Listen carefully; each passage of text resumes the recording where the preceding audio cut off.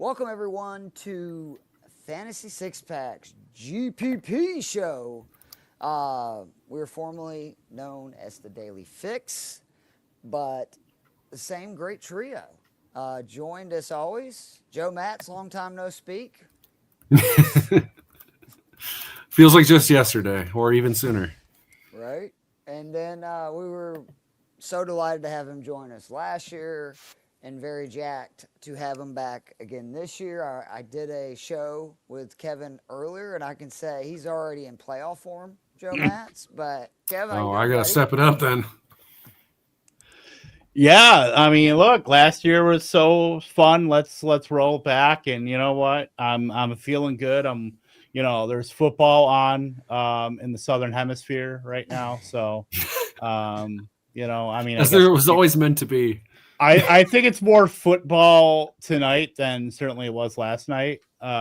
People are keeping their saliva in their mouths. We did have a podcaster injure one of our favorite players, so. Oh, I was like, wait a minute, what? But I get that joke. Connect them dots, Keith. It took a second. I mean, I did smoke a J earlier, so it is what it is. I'm also in mid-season form. We're going to pretty much just go right into lineups. I do just want to real quickly talk overall. Week one, Kev, we were saying that obviously you got like the Packers, Lions, Falcons, Bucs. You got Cleveland, Cincinnati, and Carolina, Jacksonville are the four games that I keep circling and coming back to and probably feeling most confident about, loading up on players from those games. Is there any others you would add, or is that kind of your thought as well? If you're going to Did you say Patriots Raiders too? Did you throw that in there? I did not, but I think that's a fair point, especially with Gonzalez out. Yeah, so I think that's very fair. They're 44 over under. I do like that game. I actually think Seattle and San Francisco could be frisky. Especially, we look at the late slate, and it's usually I don't know what it is about the early games always seem to underperform, and then the late games that we're tired of football once it gets to like the 6 o'clock hour, that they just, Brock Purdy scores 2 touchdowns in the fourth quarter and then throws like a bomb to, Ricky Pearsall or something. I feel like we could see some like a 30-28 kind of game in Seattle for that game. So I do like that. But I think I'm probably more of the Patriots Raiders persuasion where that is like could go both sides here, where that could either be a terrible offensive game or a really good one. Like there's almost no in between. Like I don't think that could be a 22-19 game. That's either a 15-12 game or 35-32. It's either the first half last night or the second half. Yeah, exactly. So yeah, that's fun. Obviously not touching much of Steelers Jets for obvious reasons. No. I don't think we need to get into that one. One side of Broncos Titans could be fun. Right. Depending on how spry Cam Ward wants to be. And Brian Callahan really with this offense in Tennessee, who I think is a lot better from the passing side than people think. And then you met Callahan Auto Parts every time you say he's gonna have to. It's gonna save his job. But and then you have the games you mentioned. Obviously, Bengals Browns is fun. Bucs Falcons fun. The usual suspects. So other than that, yeah, I think Raiders Patriots and Seattle and San Francisco have the opportunity to at least go over their totals and could be have multiple difference makers for the slate. All right, do you want to start with some game stacks? Yeah. My favorite game stack, at least this week, if we're talking GPP, it's probably mixing in a lot of the Jaguars and Panthers. I think just based on price. Yep. And then what you can get points per dollar. Like I think Brian Thomas is like I don't care how much you have to pay for him. That's the spot I want to play at Brian Thomas, and then bringing that back with. I know he's going to be owned, but I think relative to the public perception, Tedero McMillan, I think is 100%. Like the best points per dollar play of the slate for sure. And then you could play that so many ways too, where if you're playing for Carolina, you know, I don't know if it's really an upset. They're both pretty even as far as, you know, whatever. But I think you could play Chuba on that. You could play the full Jacksonville stack with Lawrence. You could play that with Strange, because Strange is in that conversation as like the Kate Otten, where there's no competition behind him for any routes. Hunter Long, Johnny Munt, they're not receiving threats. They are purely there to block.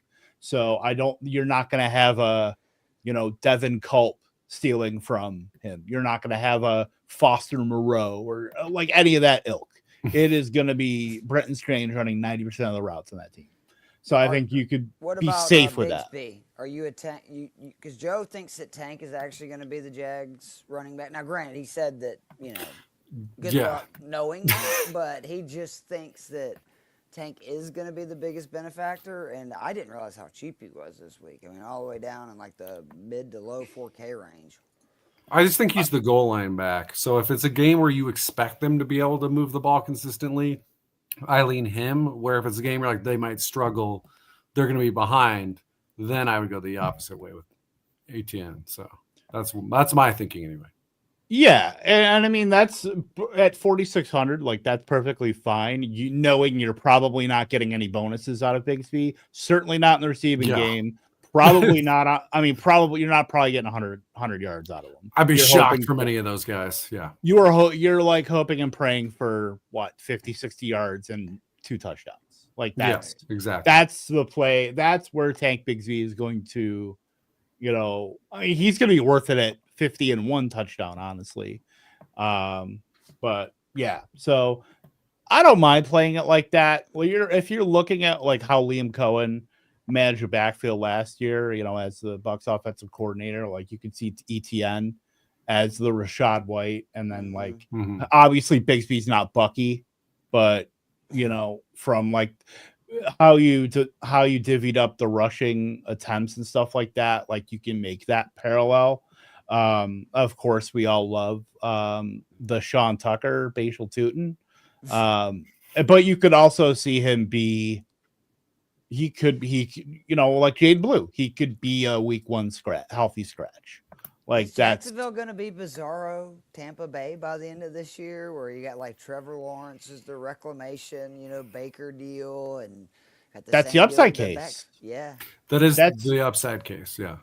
Yeah, I will say 100%. The downside case is the vast difference between the quality of those offensive lines. And that's where we're really going to learn about Liam Cohen is, I mean, look, this is a guy who really made Will Levis into a top 10 pick. So I think he's a good offensive coordinator.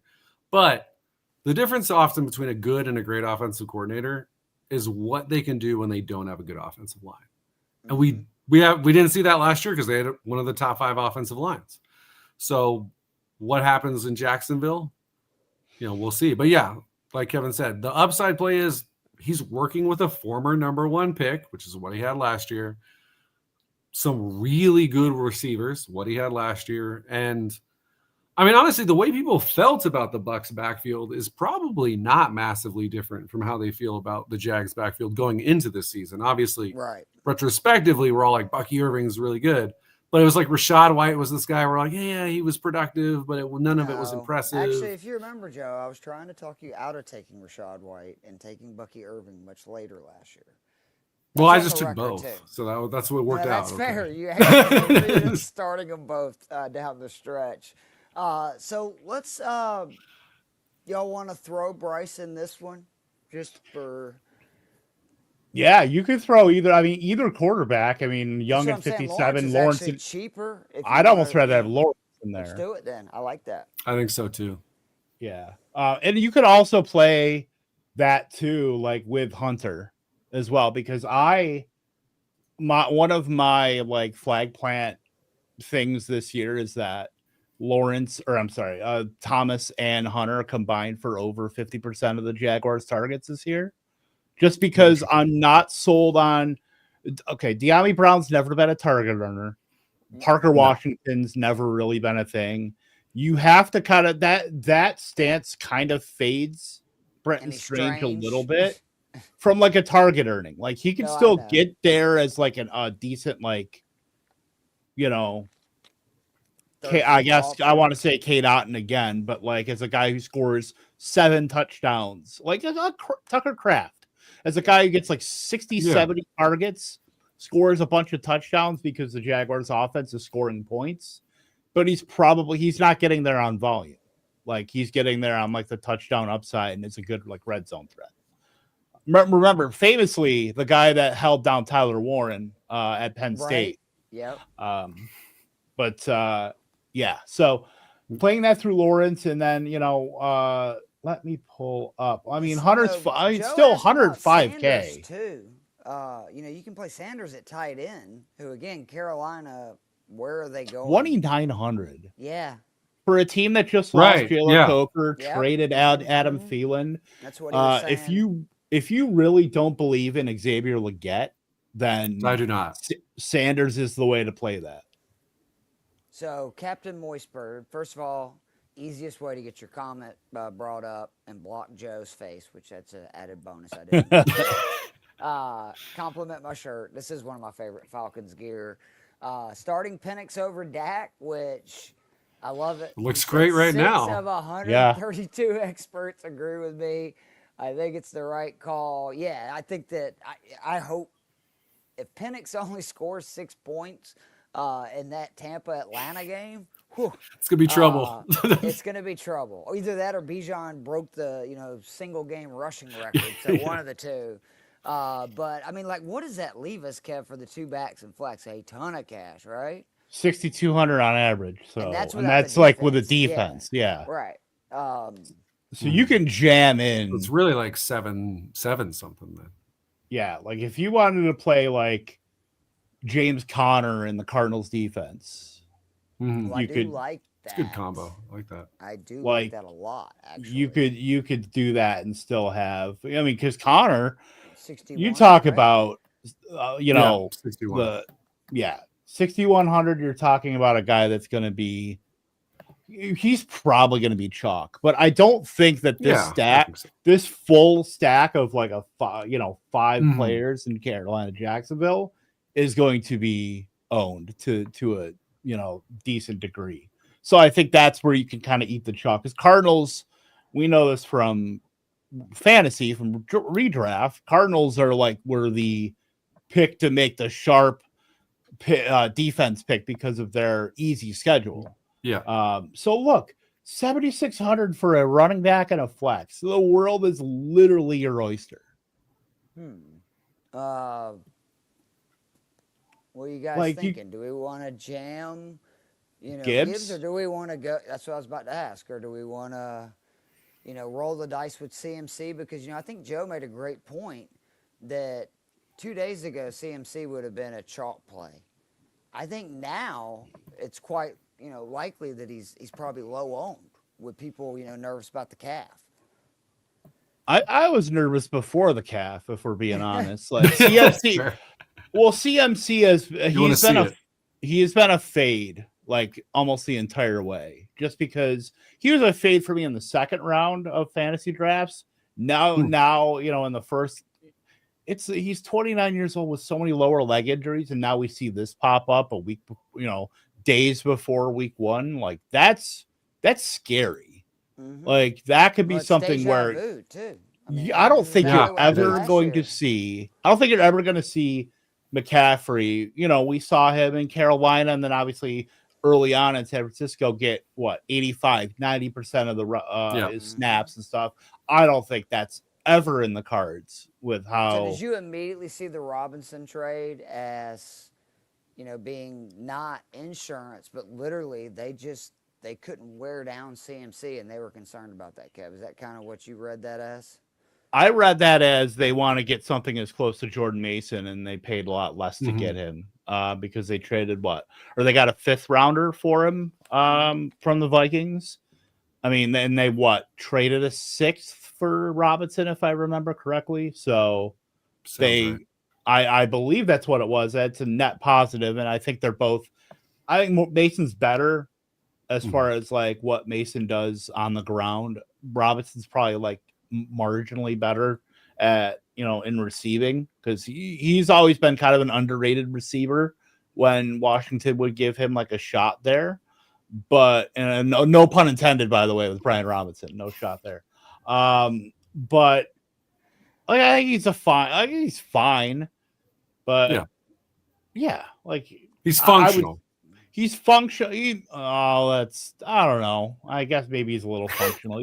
He's functional in a way like I don't know. You turn on a faucet, I think the bar is relatively low for functional when you're in that Shanahan outside zone run game, like the Shanahan vortex. Yeah, like you have to legitimately be bad to not produce as a running back in this offense, and maybe as a quarterback too. I guess like Nick Mullins, considering he's still like in the top 10 in yards per attempt all time or something. So, the bar is low in this offense. So yeah, what you guys want to do to close out this lineup, and we can start the second one.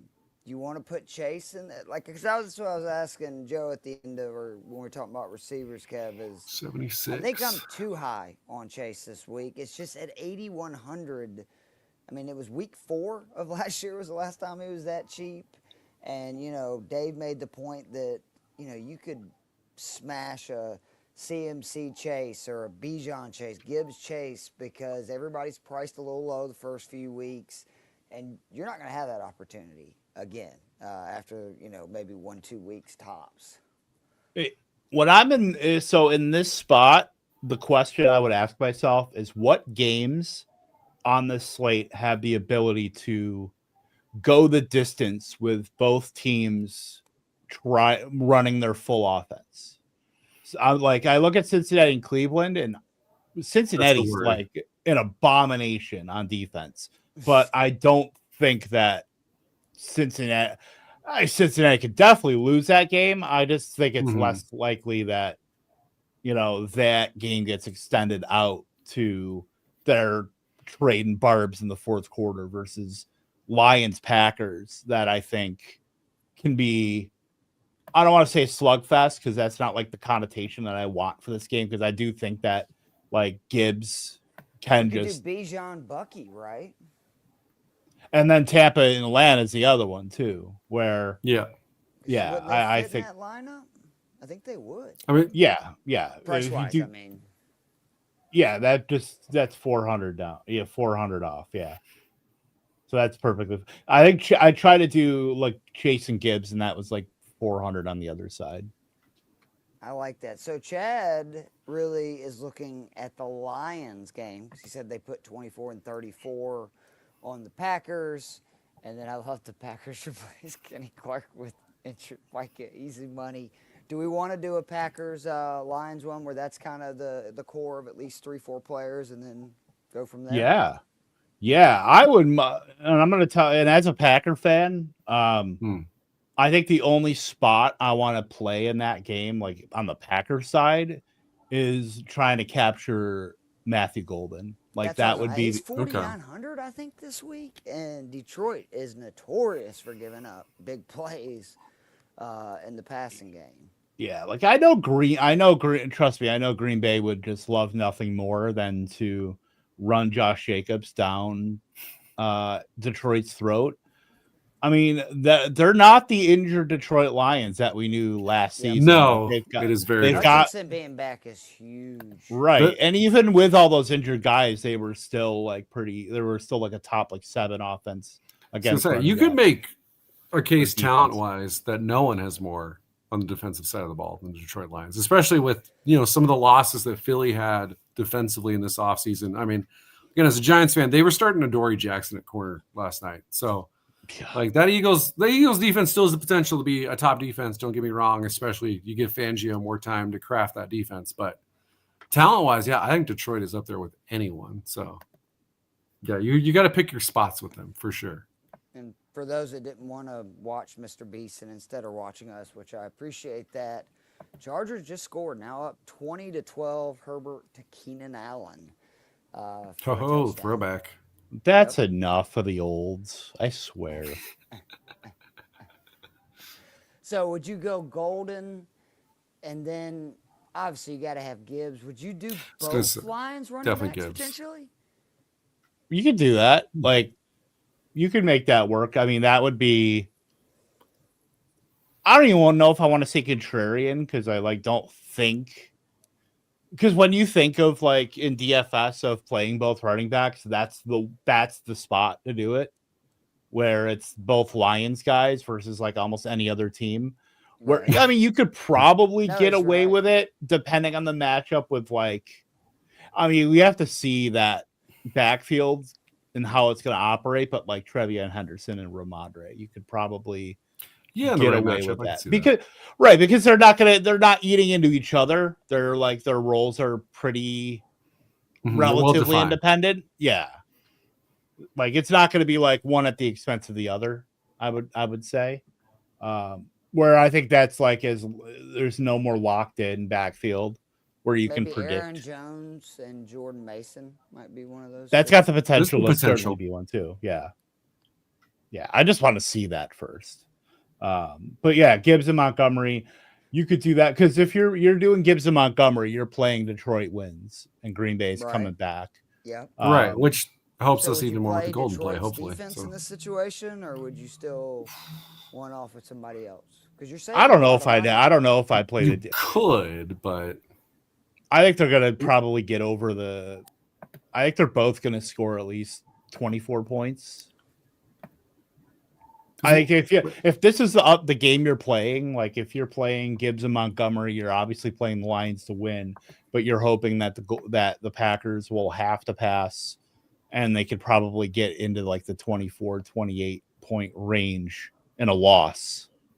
That's going to help with where the other touchdown's going to come from. I would throw, if you're going to do something with the Lions, I would almost eliminate the wide receivers and play Laporta. I like it. That makes sense to me. Because that gets you what you want in Detroit. They kind of remember the Lions got away from everything Laporta because of the JMO breakout in the beginning of the season, and then went back to him very heavily, remembering, we have this guy, this tight end that was, broke the tight end rookie receiving record 2 years ago. We forgot we had that guy. Oops. But he does exist. Forget he broke the record when Bowers. Right. Yeah. It didn't last long. Yeah. So you would go golf, because that's what I was going to ask, is would you go golf, or is that something where maybe you throw in a May and a Diggs, or a Baker and either an Evans, or that's not a bad, thinking about it. You know what I would do actually? I might go Bo Nix and Cortland Sutton, or no, not Sutton. No, because I don't want to go too tight end.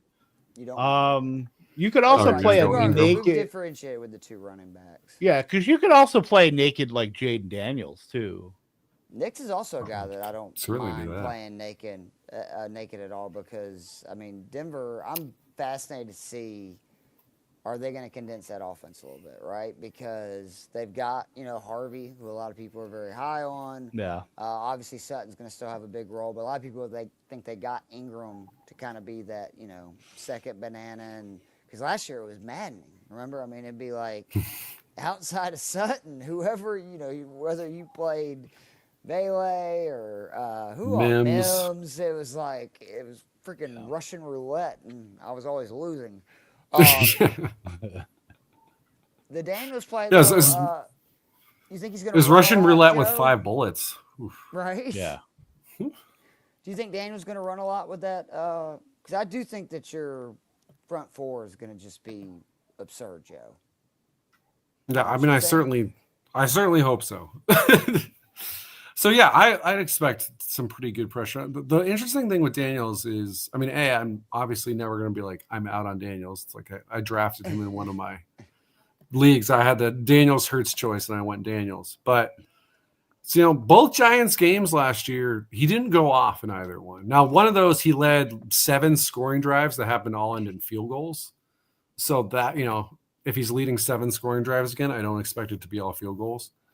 But the Giants defense, which had less talent last year, did a reasonable job. Granted, Washington had less talent on offense. You didn't have Debo. Daniels was a rookie.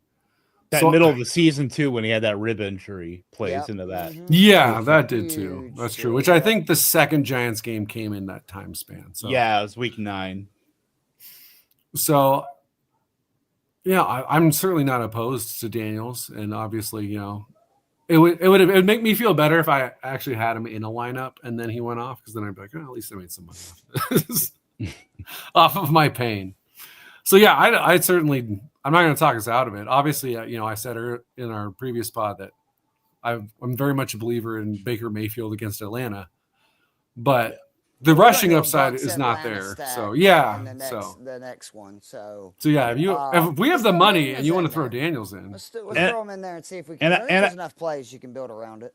Yeah, and I think it's low. He's going to be low owned enough too. Has the highest salary quarterback because trust me. There's knowing what we know from like fantasy. There are so many lower owned, or better quarterbacks that are lower in salary. Like you look at. Drake May at 5,500, Trevor Lawrence, obviously we had at 53. Then you can kind of go down if you really want to get, you can talk yourself into some stuff. You can talk yourself into Joe Flacco in 2025. That's where we are. Amazing stuff. Sure, Njoku. Yeah, there's your cheap stack right there. That's your, like, if you're, trying to win a GPP on a budget, that's your stack du jour. Njoku with Flacco. Yeah, there you go. Those who are terrible versus tight ends. Double tight end with Joe Flacco. And toss in a 4,400 Cedric Tillman too. Yep. Mm-hmm. Hell yeah. On the other side, just go bingo bananas. You talk so like looking at like the cheaper defenses, like the bargain basement defenses. I mean, for me, it's Houston. Kelsey, 37-yard touchdown. I was going to say, the podcaster lives. He can move. I'm surprised he could get 37 yards downfield. Well, they schemed him open, that's for sure. Without taking out another teammate. Hollywood Brown really is doing a Wan'Dale Robinson impersonation. I didn't realize he had 13 targets and 8 catches for 38 yards, Kevin. Now it makes more sense. The yards per target is ridiculous. Disgusting. Yeah. Like if you're doing that, I mean, shit, I know they don't have the best running backs, but just give the running backs a shot if you're going to. They're at 3 yards per fucking target. Yeah, I was going to say, it's like 3.1 right now. It would be the Texans, I think, is going to be the most on defense. Oh, that's that would make sense. I told Joe there's no way I'm not playing them. They're only $100 more than Carolina, New Orleans, which is insane. But I do like the Jets defense, which I think they're 27. Yeah, you could also even like the Dolphins is not bad either. Because that game could get kind of hairy too. With you, I have no idea when Daniel Jones is involved, and Joe, you know that. Don't rule it out. Yeah. I mean, especially obviously Daniel Jones. The key is, do you have a pass rush? And now it's the start of the year, and their guys are healthy. I mean, hopefully it lasts. Miami does have a pass rush, so yeah, he gets that like blindness to pass rush existing sometimes, and then it's fumble city. So yeah, there's potential there for sure. Absolutely. So now we're looking at 5,700 between 3 spots, which isn't bad at all. Yeah.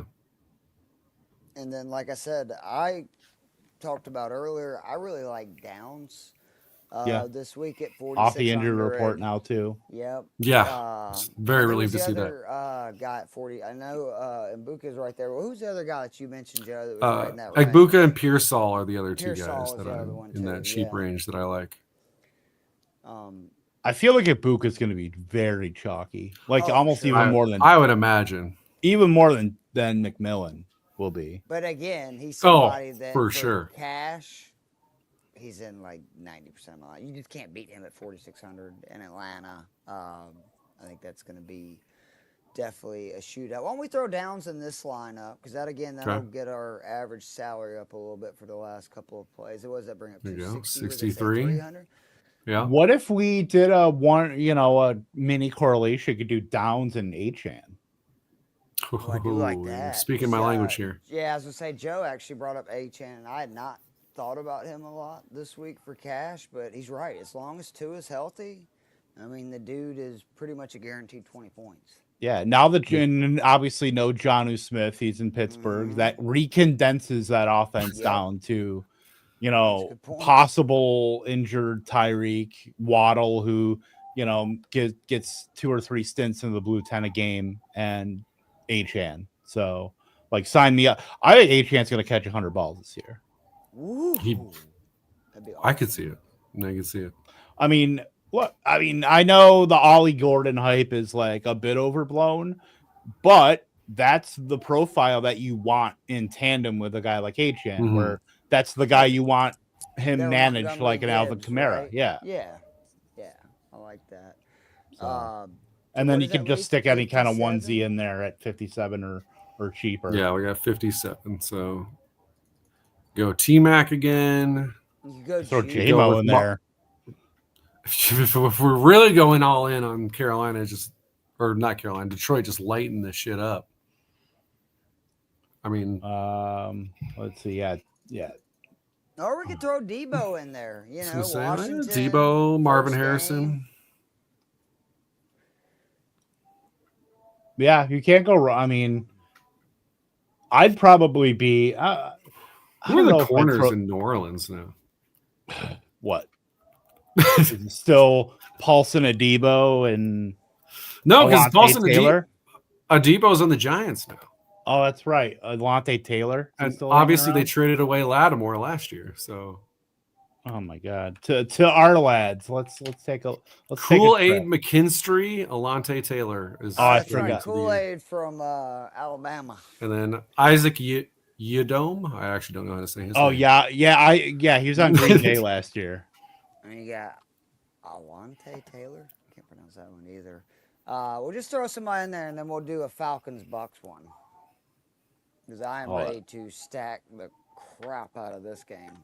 I got to find my buddy Andrew Cooper got into a Twitter thing with Alante Taylor like 2 years ago. I got to find it. Did he really? Yeah, because he was targeting everybody. In 2023, he had a nice bit where he was targeting everybody in the slot against Alante Taylor, and Alante Taylor responded that he locked up somebody. I'm trying to find it, and it's killing me. I really want to know who he locked up, or at least Joe, supposedly this is locked up. what happens when people stop being polite. Start getting real. All right. I'll find it later. I'm sure we'll edit this in post with that. Yeah. So Tampa, Atlanta, you gotta, I think, go with Baker here, right? You play the hits with Baker. You play I think I would go Baker and Mbuka, Big Mike, and Bucky. Actually, is what I would do. Well, we're definitely going London. That's London. Matt Herman's wide receiver 1, Drake London. That's right. I was just telling Joe that, and I think again, because this is GPP, I can say this without throwing up. Throw Kyle Pitts in there. Make the case, Joe, that you did before about Pitts this week. What'd you say? Well, I mean, the case is he had two games all of last season where he broke 15 points, and they were the 2 games against the Tampa Bay Buccaneers. So that's the case for. Obviously, I don't feel amazing about it. I just love, though, that Joe flat out if said we're going all in. If Pitts doesn't have a good game this week, it's over. Forget about it. He's like, he's done. done. Oh, now it's over? Like, yep. Like that last shovel full of dirt, throw it on. Like we're not digging it out. We're throwing the last bit of dirt on. Yeah, It's you're Triple H standing over the grave, and just, yeah. Somebody's been pronounced dead for an hour, and Joe's going to shoot him one more time just to make sure. Dude, I'm the young guy in the pit where I'm just like, give me 5 more minutes, I can get him back. Like I don't hate the Kyle Pitts play. We're like in the post flop lag as far as like right. seasons We're go. not worried about ownership. No, we are not. If Kyle Pitts gets over 5% ownership, that will allow us to have Mbuka in this, and it's not something where you have to worry about, well, because he's 60% or whatever. Also, real quick, yeah, Kansas City's winning this on a last-second field goal, right? Like we're just locking that in right now. 8 minutes left, yeah, probably. Of course, the Chargers have moved the ball really well. They have. It's like we've seen this story so many times. I hope I'm wrong. I want the Chargers to win, but.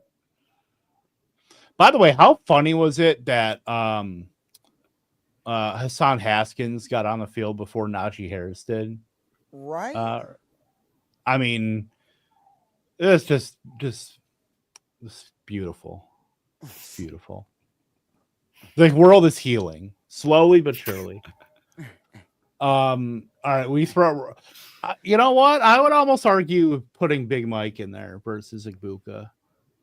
Okay. Just based on ownership. I know it's like another 1,500, but more than fine with that. He is like our wide receiver Derrick Henry, where I faded him so much and I can't do it anymore. I'm like exhausted. It's like I'm just gonna let it just let it roll for now. And then but let's get slappy here. How about a little Henderson, either Bowers or Henderson Myers? Because we were talking about Joe. Okay. Gonzalez is out, so playing double tight end here. I think so. Yeah, that's what I'm thinking. I mean, get slappy, like twist my arm. Fuck. All right. I mean, Brock Allen Bowers. Let's do it. What defense we want to throw in here? Do you want to throw the Jets in here? What do we have left? 6,900 left. If I threw the Jets in there, the Giants. Yeah, 2,200. Hope they get a bunch. Just get those sacks. Yeah. Oh yeah, 4,600 for a wide receiver. I think we can get one of those guys. All right. Again. I was gonna say that gets us, we can get Igbuka still. There it is. All right, we're literally going it. I like it. It's all in on 48-45 Tampa Bay. Written in the stars. Do we want to do? Let's do one more before we get out of here. Do y'all want to do the Raiders Pats? Because I think there is some interesting ones with that as well. There are, for sure. Yeah. Thornton and let's do the Raiders then and the Patriots. Drake May, I think it's locked. Yes, locked in. 100%. Hopefully, Will Campbell's all good. I know he's questionable with an ankle injury, but that's what he should be. Joe had mentioned that. I had not heard that. I think you got to put Henry in with May with the way that I think so. Playing double tight. You want to play double tight end with Bowers? Double tight end Henry? again. That's what I was thinking. Yeah. I mean, because Bowers is basically Puka Nacua, just that plays tight end. But yeah, Hunter Hendog definitely needs to get in here. I like him way better than, I mean, just points per dollar wise, like what's Henry? 3,900, like, and I'm gonna guess Diggs is probably what 52, 5,300. Of course, you put your question in the comments while we're doing it. We are happy, especially for a fellow Pittsburgh Penguins fan. Let's go. Wait a minute, you're a Penguins fan too? How many? We've been over this before. I didn't know they were part of it. I mean, I knew people used to hate me for that. Now it's just kind of like, the the Penguins are old now. But your Yager still playing? The Twins. He probably is in Russia. I would bet money on that. Like that mullet still going about. Still beautiful. Like 55 years old, playing for a Russian D League team. Quentin Johnson. Some oligarchs paying him $2 million a year. Oh my God! He scored again. 5 for 79 and 2 scores. This son bitch. Brother, I got Herbert like everywhere. This is a good night. So a lot of people's benches are going off right now. Quentin Johnston. Herbert just hit 300 yards too. If there's the bonus with 3 touchdowns, and they're passing too. Like last season they were the second half of the year they were very much a positive PROE team. Yeah, they're like Bengalsing it right now. Did Greg Roman learn how to design a Conklin, passing? 25 yards per reception. This is crazy. He's got 2 for 50. Allen's got 7 for 68. Ladd 6 for 74. Classic. Johnston 5 for 79. And the big thing, like what Kevin was saying, Johnson 33-yard long reception. Ladd 23. Conklin 33. Like they're slinging it. It's pretty impressive. They're gonna look at Amari and Hampton and they're gonna be like, we probably got to get him more. Like, I don't know what their schedule is coming up. I can take a look real quick, but I could see that they play the Raiders next. So I could kind of see that bouncing back a little bit to be maybe more balanced, but it's a very good sign seeing that they can be pass heavy if they need to be. I don't think I could do this. I don't think I would. I'll just offer Nixon Hampton for London and Penix. Only because he's already got A-Chain. No. Genty, Harvey. Genty, yeah. And then I'm like, be, I think, a top 5 target guy for at least the next 3 years. Yeah, and then obviously Golden, the potential is there, but we don't yet know. I like the Genty versus Golden potential. Like the floor there feels so much higher having Genty there. So I'm like, receiver feels like the more up in the air part of his team, and yeah. I mean, like we said, one of the most respected guys at analyzing wide receivers is like Drake London all the way. Yeah. So, yeah, I would hold on to the Falcons there. Same. No, I'm with you. All right, let's throw Thornton in this lineup for sure. Sure. For sure. I'm a little worried about Dante. Like, he's got the profile to be like not Marquez Valdez-Scantling, even though he's like there's risk. Yeah, it could be. Because I'm worried that he's going to be like the sacrificial X in that offense. Yeah, he's just running 9s over and over. I think that's a good thing, Spinward. I mean, he said he currently has 2 stats with Atlanta and Green Bay. I feel good about those offenses. Yeah, so. I do too. You have the clear number one wide receiver for both teams. Yeah. And again, London was really good in an offense that was semi-functional last year. So even if Penix doesn't turn out to be what Falcons fans are hoping, I still think Drake London's fine. And if Penix is legitimately good, then yeah, we are talking about potential number 1 wide receiver in football. The main thing is he can throw it down the field, which that's what Penix, London still has not really had 3 years in the league because the Cousins. You're saying Marcus Mariota couldn't throw it down the field? They could not. And I mean, London is just like he is. He's a grown man. Myles Garrett, who works Fox 5 Atlanta, was talking about that. It's just been amazing watching Penix just chuck it to him. Like literally said, that's the word he would use. Is like any time just throw it up down the field, he'd see him 1-on-1 or even 2-on-1 with smaller guys. He'd just basically throw it very far and very high, and London was coming down with it a bunch. So. Well, we don't have to do Thornton then. We can do, if you want to, run with like either Diggs and then put Genty in this lineup and, go really super condensed for the Raiders side where you have both Bowers and Genty. You can do that.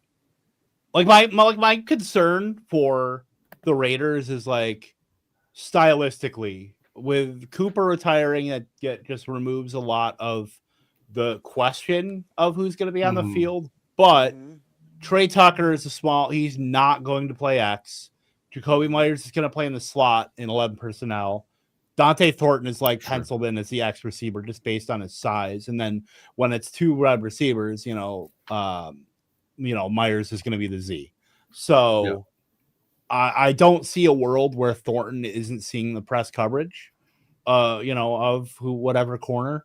So that's going to lead me to see he's going to be on the field a lot. Like, it would not shock me if Dante Thornton gets 85% of the routes and 90% of the snap. Or, well, it would be probably even 85 both routes and snaps. but you're maybe a couple targets. He might get a couple like deep targets, and you can still get there, but like he's gonna need to have like a JMO type year last year, right? Where if he has a really good year, you're probably looking at a couple the of best case like scenario 2 there. for 75 and a touchdown and stuff. Right. I was gonna actually be like worse. I was gonna say like 3 targets, 1 for 51. And you're talking about literally MVS numbers. Yeah, this is fascinating. I did not know this. So it's Yager's last year in the Czech Republic. Hell yeah. He's the owner, Yes. coach, and player on his own team in Hell the top yeah. pro Yes. league in the country. That's amazing. God bless That's that awesome. man. And also, Joe, we talked about this last year. Everybody was kind of crapping on Penix coming out of college. Well, he was so loaded with There was receivers. so much surrounding. Maybe not. Maybe it was Penix. Yeah, then his offensive coordinator flamed out in Seattle. That's what I'm saying. All three. I'm still buying the Odunze stock. Polk was just so bad. I think I've had to sell all that stock. Yeah. And McMillan was always the guy I was least sure about, and now it already seems like Ibuka's like overtaken him, and so it's like, oh yeah, he ain't getting that roll back. Yeah. Godwin and Evans are healthy. So yeah, McMillan's maybe getting Jahan Dotson with the quickness. Yes, exactly what he's getting. So maybe this turns out to be retrospectively. It's like no, it was all Penix. Let's take Thornton out and let's throw Genty in there. I like that. Yeah, Jalen McMillan was so good they went out and got a first-round wide receiver. Right? Exactly. That's what was insane. Was like I again forgot the freaking heater he was on. Like the last 8 games, Joe. And then it's like, I mean, I think it's just one of those deals that they probably were looking at. Look, this is like the best value. People were shocked that he was still there when they made that pick. Me and Joe both kind of like. Actually, I'm good with that too. Yeah, well, let's just go all in on it. Who are you going to say, Diggs? I was actually going to say Tyrone Tracy is the other back. That's not terrible either. I'm not sure what, like, that's going to be, obviously it's week 1, seeing what these rookies and especially the split backfield. Seeing what like Scatterbo, like what his like snap percentage is going to be, how much he's out there on routes, because usually you see the guys, rookies that get the immediate, routes are just out there for 80+% or 75%, I should say. Like even like Ladd McConkey last year, I know he was in more of a not specialized, but like certainly not what he's at now, not like an every down route. Especially early. Yeah. So it's gonna be because you're probably gonna get that out of McMillan. You might get that out of Ibuka. Only because depending how long Godwin's out, right? You could get that out of Golden. I think and that might happen just because of injuries in Green Bay. He might have to run 80% of the routes, but yeah, that's going to be a huge driver in our week 1 to week 2, like how much these guys are like rising in like public perception. But I'm glad I said, Kev, on the Q&A show that Mahomes doesn't run in the regular season. He's only got 6 for 57 and a touchdown. Well, he's the whole offense right now. Right. Yeah, and then we got the third down back for the Patriots at 5,500. So what slightly derogatory. No, it's hard to ignore the drum beat. And there's the big play potential is obviously very much there. I mean, we're expecting him to be Jahmyr Gibbs. That's what we're no pressure. That's where the hype is headed right now, yeah. I mean, So do you want to just stick the Texans in here? Because again, I think that's the best value for a defense. It's 2,500, and that gives us a little bit more money to spend on the 3 receivers. You said Texans, and I'm like scrolling, like, where's Nico Collins? Let's go. We can do that too. I mean, we're taking the Texans. There's actually some correlation to it. Yep. I'm big on the running back defense correlation with that. If we're trying to nail down a game script, like I'm looking, let me take a. I mean, because obviously there's Connor and the Cardinals. Cardinals are pretty expensive in terms of defense. You know what? Because it's DraftKings and it's full PPR. Like, I mean, Alvin Kamara is not terrible. Oh, dude, I love Kamara this week. Sure. For like, I mean, 6,300. Oh, it can't. Oh, we don't have another running back. It can't because we have Henry in there. Do you guys realize how many returning starters the Texans offense has? No. How many? 4. I was gonna say it can't be that many. It would Collins, probably be obviously Stroud, Schultz, and one offensive lineman. They replaced 4 and Titus Howard at right tackle. Wow. It is that's true. Which is insane, but that makes me feel, at least early in the season, higher on well, it's hard to be higher on Collins because he's up there with anybody for me. But even Dalton Schultz, just because it's like, all right, he's going to be someone I can trust, especially because Kirk's out. So now we're talking about a couple rookies, which granted, I do like those Iowa State guys, but yeah.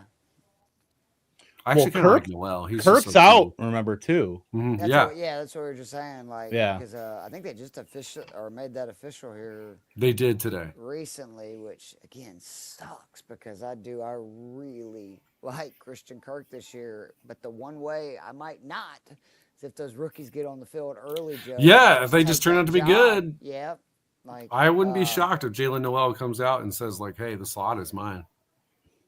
So I think I might take out Trevion and put in Kamara. I feel I like that. Yeah. With I mean, and as much as we like Trevion, it's probably going to be. I mean, if he breaks out, obviously it's the cheapest way to get that upside now. But I mean, Kamara is hard to ignore. Even like another $800, like that field, and then that gives you some flexibility too. Because if you want to play that game, you can still play. I mean, no, you need Bowers for the bring back, but like Harrison. The PPR potential for Kamara in that game is obviously pretty.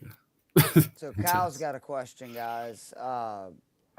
He's going to double stack Allen with Coleman and Shakir, but I think I might recommend playing Jacoby Myers. I don't know which. I mean, I'm assuming you're going to need upside if you had Pickens and obviously Worthy go. So I might lean more to Coleman than Shakir. But I just again, with Gonzalez being out, I just think it's going to make it much easier for Myers. Bowers, who I know when they played last year, Gonzalez was actually covering both of them at times during the game. It's just going to give those guys, more of an opportunity, or would you do the double stack, Kev, in that situation? Because you've already had 2 guys kind of lay an egg, and you need a home run. I mean, it's hard for me to get away from Jacoby Myers, like knowing what you have. Like, I don't know, Keon Coleman.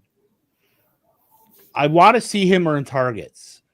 I haven't seen that. Like, I'm not sure. Khalil Shakir is like one of the most manufactured wide receivers. Yep.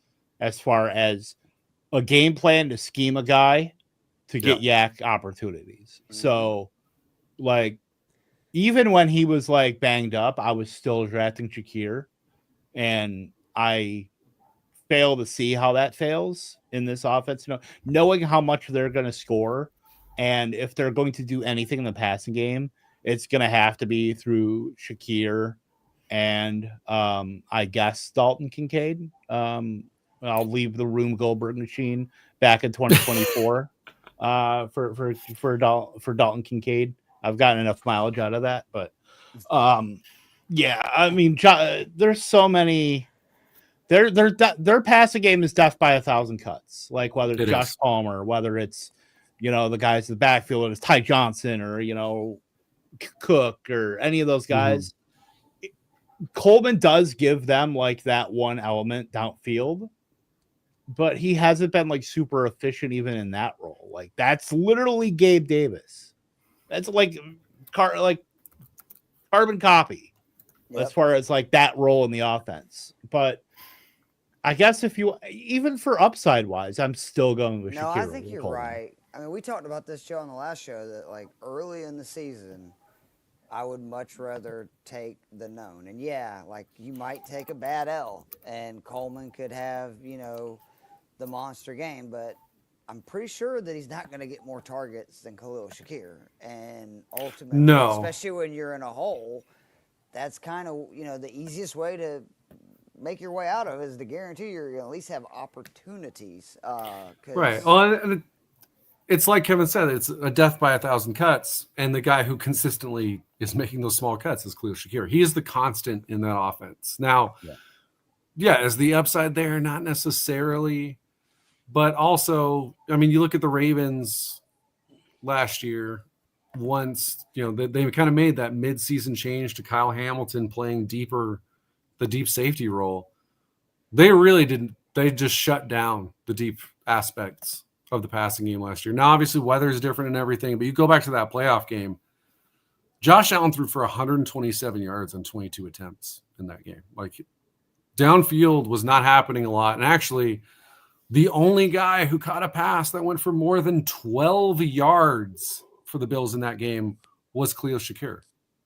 So, yeah, to me, I'm with you guys. I think Myers, I actually think, has the highest upside probably of those three guys, just because, like you said, Gonzalez is out. If that game turns into a shootout, I think Myers has a great chance there. And Shakir, I think, a minimum, you're probably getting your like 5 catches for 50 yards that won't kill you. And, if he catches a touchdown, then, 20 points is in play. And then Coleman is just – the floor is 0, which is – it's not for the other two, barring probably injury. So, unless you've just got that gut instinct that's telling you, like, you got to go Coleman, then, hey, I don't feel so strongly that I wouldn't say trust your gut when you're already in a tough spot. But I'm with you guys. I like the Myers-Shakir play. She's cut it to 6. Very first play, Herbert to Disley for 18 yards. I pulled some stuff up for like Shakir, 25% targets per out run. Like that shows you how much that shows you how much they're scheming to get the ball into his hands. 2.15 yards per out run as well. And then Keon Coleman. I mean, for Coleman, like surprisingly more efficient than I thought he was. 1.71 yards per out run as well, but massive ADOT though. Like he was in that specialized. He's getting to get the ball deep, and the target earning, obviously, the higher the ADOT, the less you're going to be earning targets. So you're going to have that kind of normalize. He couldn't get really on the field too much because, especially a little later in the year he did. He played on the other side of Mac Hollins, but, his best game, I mean, as far as like the role that we want him in, he played like week 1, week 2, and then like week 18 against New England, where he earned 9 targets. But yeah, so like I'm fine with Keon Coleman. I understand like the thesis of the play considering what he does, and then Khalil Shakir is like almost a run-based element via the short pass. Like that's basically what it is. Khalil Shakir is like the running back, like the short dump off that operates like a run game.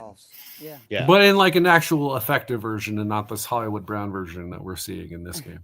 Right. It's like different enough in the grand scheme of like your offense to where it's going to, 16 targets. He's up to 10 for 99 now with a 49-yard reception. Oh, okay. So he broke Hollywood one there. Okay. Yeah. All right. Oh, that's going to skew it so bad. Targets. Yeah, I know. Now, anyone who didn't watch the game is going to be like, we're all in on him. And you're like, no, because it's outside of the one play. Yeah, he had 9 for 50 on the other 9 receptions. And now, what did you say? 16 targets, you said? 6.2 yards per target. Yeah. Which is, still not very good. It's still not good. You want like 9. You want like 9 to 10. And like heavy PPR, it's like, all right, if you're over 7, it's like I'm not going to complain too much. But oh my gosh, we're in Jarvis Landry territory now versus Wan'Dale Robinson. All right, we're 2 for 2 on games Denver ending in this lineup for defense, because that is one thing that I heard Bill Simmons say on his pod earlier this week, is that number one QBs in their debut, it has been rough. Do you remember Caleb It's last been not year? good. Oh, it was real bad. Bryce had a terrible debut. Trevor Lawrence had a terrible debut. And poor Cam Ward, who actually, I think he is going to be pretty good, but going to Denver and facing that Broncos D, not the way I'd want to start with the way they look down the stretch. Not ideal. Seems bad. Well, let's put 2 receivers in here and then we'll get out of here because we're going to hit, of course, the hour mark in just a few seconds. No surprise for 2 us. games into the season, 2 games ending on the defense forgetting the quarterback's allowed to run. It's not like flag football. So right? 3rd and long. Like, guys, you can't just let Justin Herbert get open field. Sorry, but damn it, I couldn't fit him. 19-yard run. It's crazy. Who were you trying to fit in? I'm sorry, I missed it. I was gonna try to do Neighbors Debo, but I'm a few bucks off. Ooh, that would have been fun. What if you throw BTJ in? 'Cause I know you said that was your favorite. Who do we? Oh, is he? Yeah, that might work. 4,700. So then we could go with Mbuko. We could go with Pearsall. We could go with Downs. Yeah, you could play 2 independent guys. You could do. I mean, Downs can't go wrong with that. Jennings, I like that. To be honest, who I think is also, or is he out of our price range? What's actually? He was yeah, right at the edge. He might be. He's 49, I think. Oh, okay. What's JSN? So that would be a little. Jennings? Oh, you can definitely. Oh, can you not do that? Oh, okay, there you go. With 800 left over. And if you took out the Broncos and put in another, that would free up. And then you could definitely upgrade the receiver. Here, let me. You might be able to do. Oh, I put that. Neighbors, and does that get us Debo? It does. Well, there we go. Who look? Okay. I mean, I'm. We said get Harrison Jr. Oh no, believe. We got Debo now. We got Debo.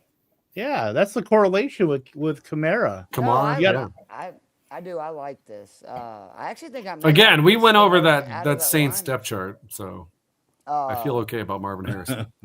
So if you want to go back and listen, because that was fun. We basically built a game stack where predominantly Carolina, Jacksonville players, then Detroit at Green Bay, Tampa, Atlanta, and then Pats at Raiders. And I think that may be my favorite. Kev, you got anything you want to plug before we get out of here?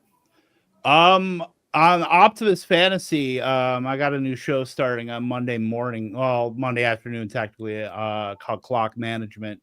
Going over everything from the Monday slate. Myself and I'll have Andrew Cooper on. Talking about every game, spreadsheet nerd and me, and the non-spreadsheet football nerd and Coop. Talking about that. That'll be at noon Eastern on Mondays on the Optimus Fantasy YouTube channel. So check that out. Otherwise, my target article again on Rotoballer this year every Thursday morning, where I get way too into the weeds. About every game that happened in week 1. So that'll be fun. You're in the right place for getting way too in the weeds, bro, with me and Joe. So we'll let you get as deep in there as you want to. Yes, I know that's what she said. Joe, you got anything would you like to plug?